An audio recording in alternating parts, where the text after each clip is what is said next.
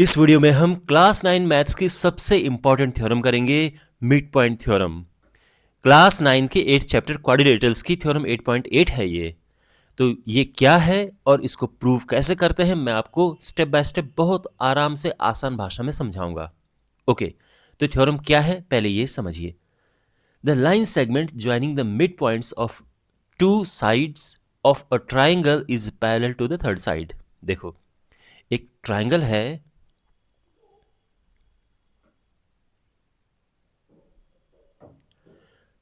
इसको ABC नाम दे देते हैं। अब थ्योरम देखो है क्या है, इस साइड और इस साइड के मिड पॉइंट क्या क्या है। इस साइड का मिड पॉइंट है ये और इस साइड का मिड पॉइंट है ये। तो इनके मिड पॉइंट्स को जोड़ती हुई जो जो लाइन सेगमेंट होता है ये इसके पैरेलल होता है।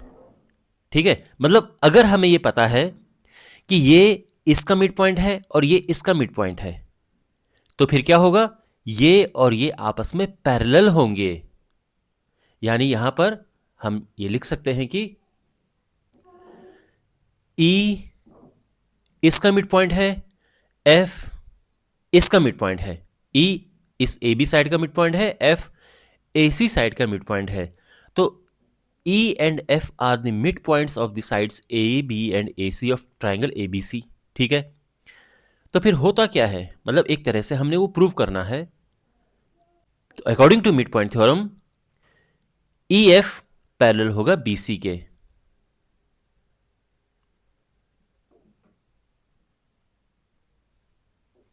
ठीक है, और साथ में ये अलग से साइड में, ठीक है ना, इसके साथ साथ हम ये भी प्रूव कर लेते हैं कि जो EF है ये लेंथ में इसका हाफ होता है BC/2।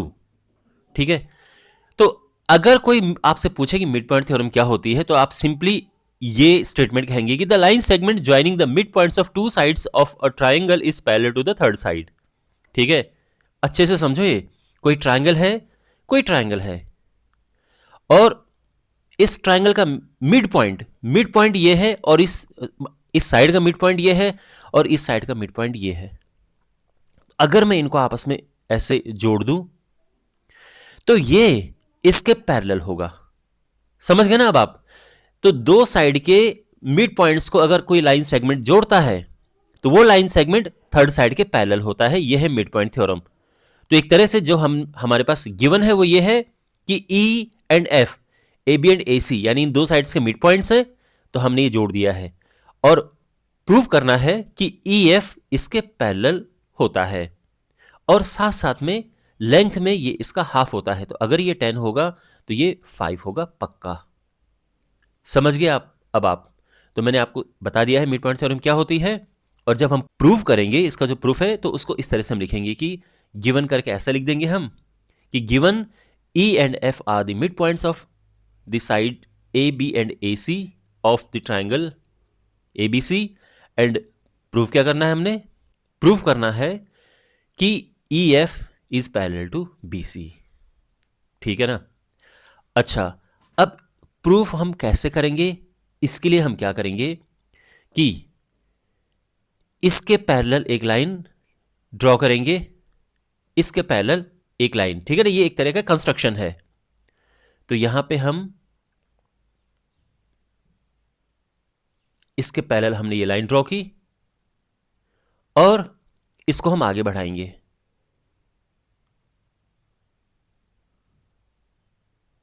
ठीक है, और ये इस पॉइंट पे मिलते हैं, इसको हम D नाम दे देते हैं।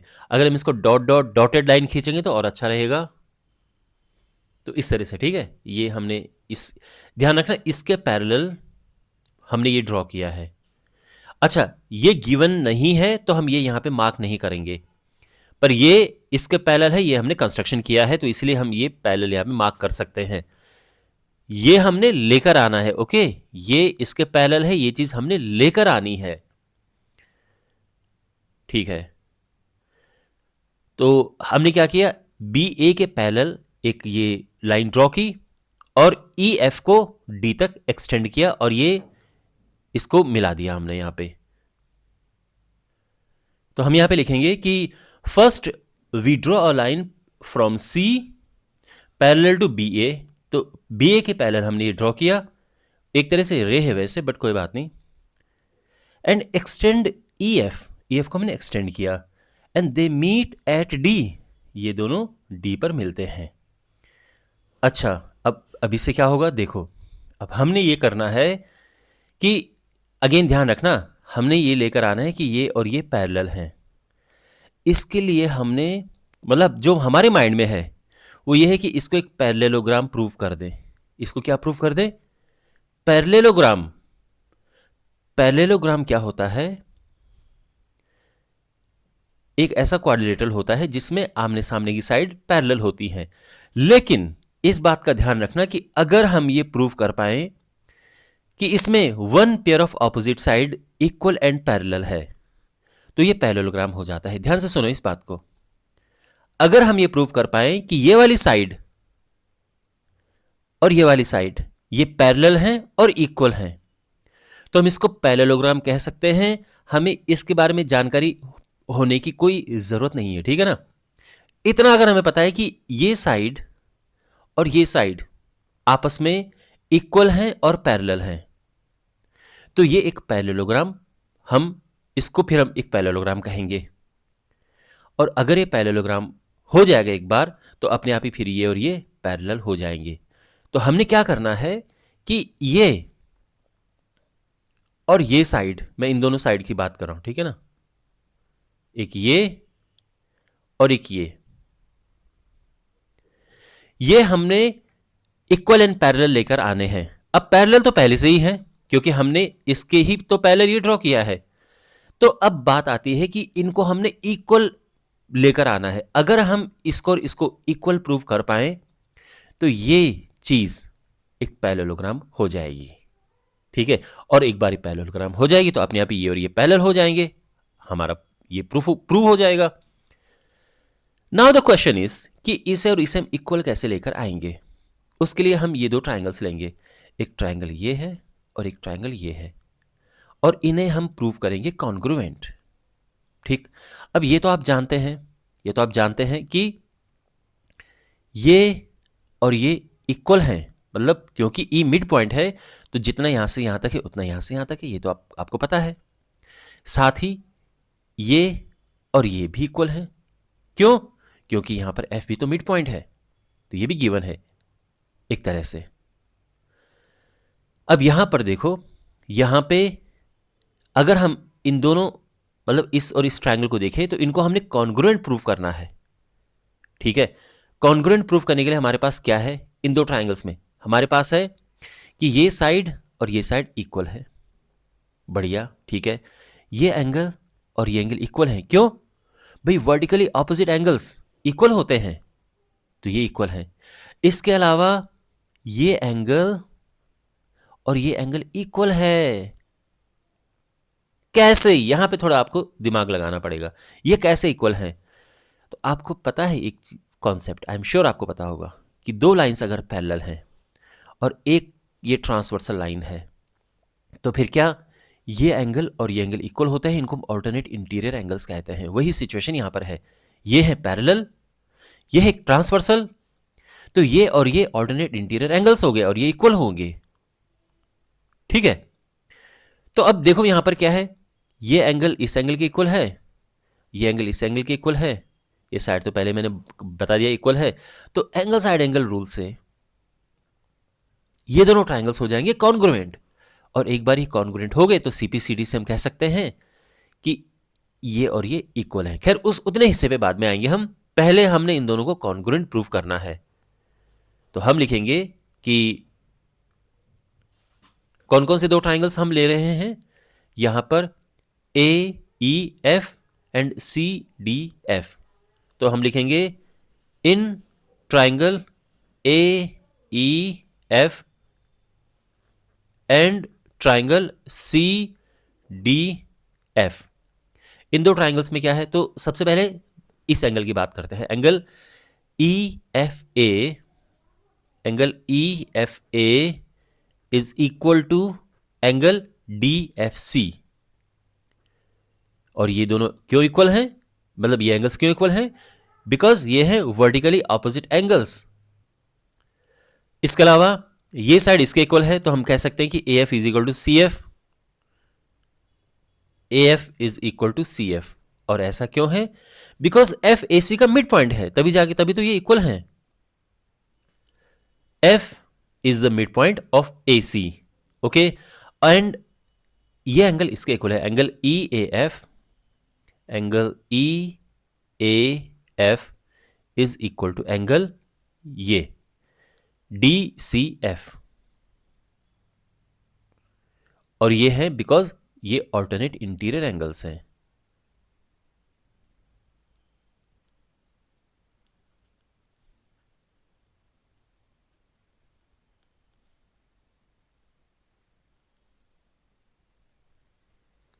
ओके, तो हम कह सकते हैं therefore triangle A E F है ना, ये और ये ट्राइंगल्स कॉन्ग्रुएंट हो जाएंगे, ये और ये is congruent to triangles C D F. Okay, किस रूल से? By angle side angle rule. यहां पे जो मैंने आपको बताया था एंगल साइड एंगल। और इससे क्या होगा? एक बार ये कॉन्ग्रुएंट होगी तो हम कह सकते हैं कि A E is equal to C D. So therefore A E is equal to C D. और हम यहां पे क्या लिखते हैं इसके लिए? C P C T. कैसे? देखो, फिलहाल इसको यहां पे ये मिटा देते हैं। ओके, तो देखो सीपीसीटी से ये ए ई और सी डी इक्वल आ चुके हैं। क्यों ऐसा?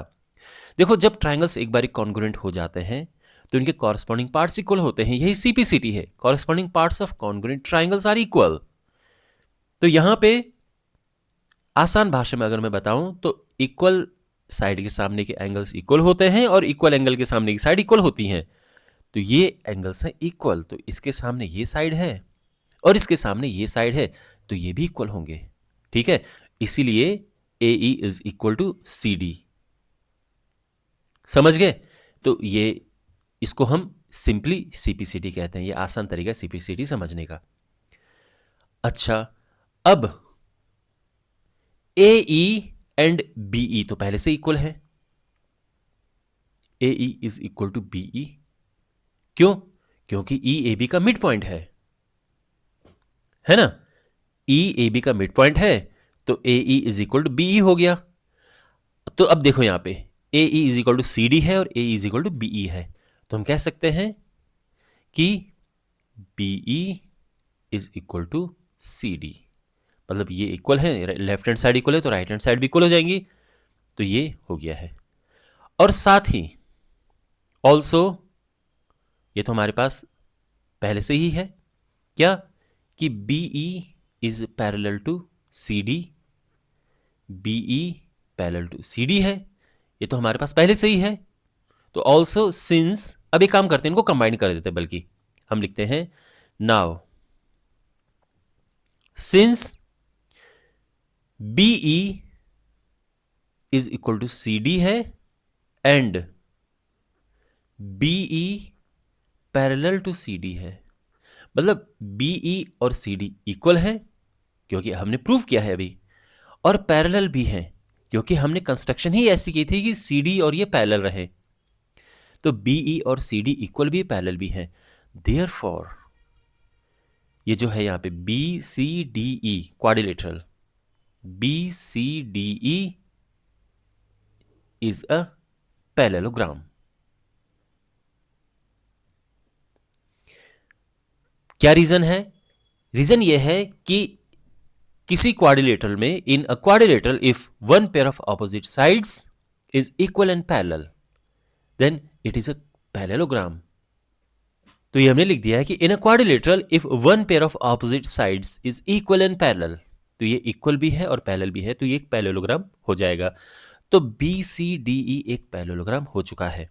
एंड बिकॉज ए पैरेललोग्राम है तो हम ये कह सकते हैं कि ये और ये पैरेलल हैं। ED is parallel to BC और देयरफॉर हम ये कह सकते हैं कि जो EF है, भाई अगर ED इसके पैरेलल है तो EF भी तो पैरेलल हुआ ना, EF पैरेलल हो जाएगा BC के, और यही हमने प्रूव करना था, hence proved EF is parallel to BC। Got it.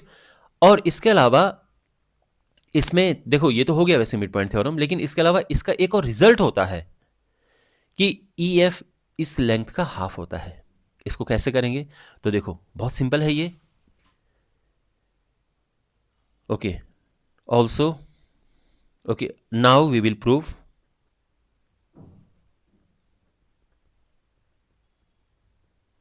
क्या कि जो EF है वो लेंथ में BC का हाफ है। ओके, कैसे करेंगे? देखो, पहली बात तो ये है कि ये दो ट्राइंगल्स क्या हैं? ये ट्राइंगल्स है कॉन्ग्रुएंट, ये हम ऑलरेडी प्रूव कर चुके हैं। इससे क्या होगा कि ये लेंथ और ये लेंथ हो जाएगी इक्वल CPCT से।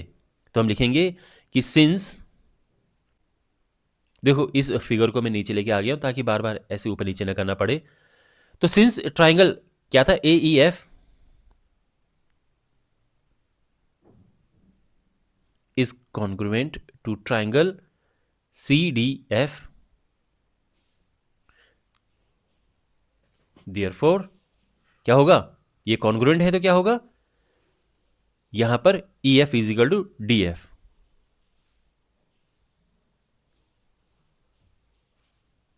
किससे? बाय CPCT से। ये भी वही है CP, अगर ये कॉन्ग्रुएंट है तो देखो ये एंगल्स इक्वल हैं, ये इसके इक्वल है तो इसके सामने की साइड और इसके सामने की साइड भी इक्वल होगी। सिंपल तरीका है CPCT समझने का। तो EF is equal to DF हो गया। और अब देखो है, नाउ हमारे पास क्या है? ED is equal to BC है। ये क्यों है भाई? ED is equal to BC क्यों है? बिकॉज पैरेललोग्राम की ऑपोजिट साइड्स इक्वल होती हैं। तो ED is equal to BC हमने ये ले लिया है। अच्छा, ED को हम लिख सकते हैं EF प्लस DF,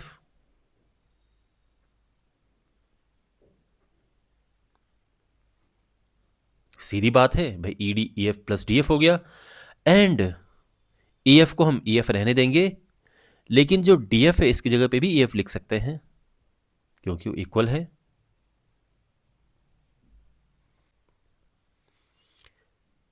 ये जो DF है ये EF के इक्वल है, तो हम ये लिख दिया है। ये ट्वाइस EF हो जाएगा, EF प्लस EF 2EF हो गया। एंड देयरफॉर EF हो जाएगा क्या?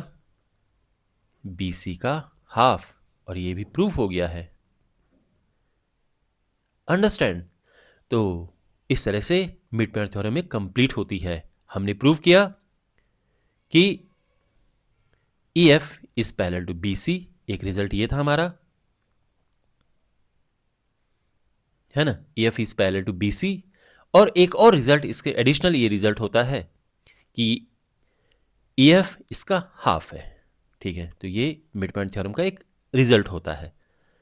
तो मुझे उम्मीद है कि आपको ये समझ आ गया होगा कि मिड पॉइंट थ्योरम क्या होती है और इसे प्रूव कैसे करते हैं। बहुत अच्छे से मैंने आपको समझाया है। अपने विचार, अपना फीडबैक कमेंट बॉक्स में लिखना, आपको वीडियो कैसा लगा। और इस चैप्टर के बाकी वीडियोस के लिए अपने सामने जो आप प्लेलिस्ट देख रहे हैं उस पर क्लिक करें और चैनल को ज़रूर सब्सक्राइब करें। तो मिलते हैं अगले वीडियो में। Take care.